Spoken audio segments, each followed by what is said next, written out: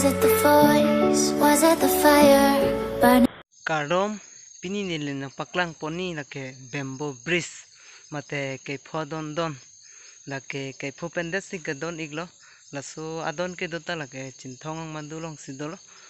la si langdam sinang kontong ke lang me ne ke phopendes si ke don I adon don bang ke la si non nili ke dampo la si la ke non nili tumarong amar lo ke do te bok ulo aroy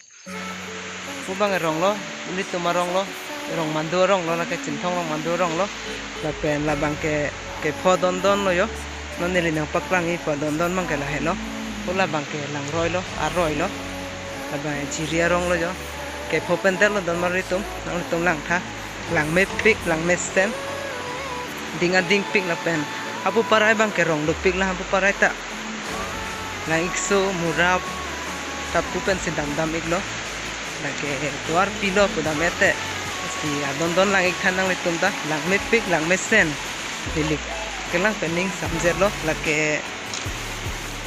phopendel lo jo ke don ikta ton ta kong vek ayat ta la so chiri rong long si ke vek lo yat lo si ni non aber penang litum hanang paklang kon pode wan si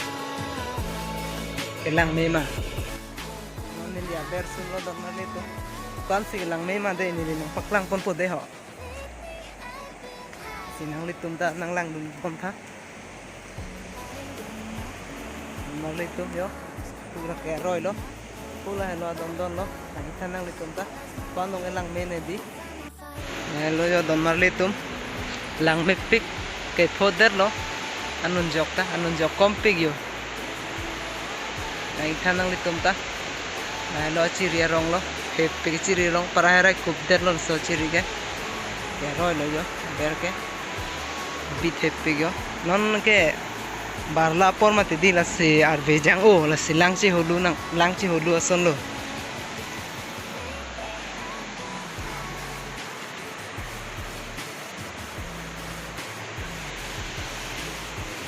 hello jo don mar litum thanang litum ta chiria rong ke lang me pikan pik yo hello jo don mar litum lang me pik lang me sen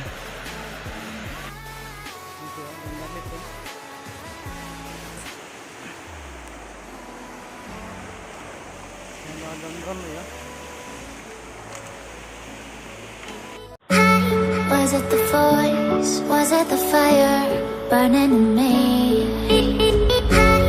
All of the noise turned into choirs of harmony. Left me with the pieces of forever that you broke. But since you left me alone, I've been high.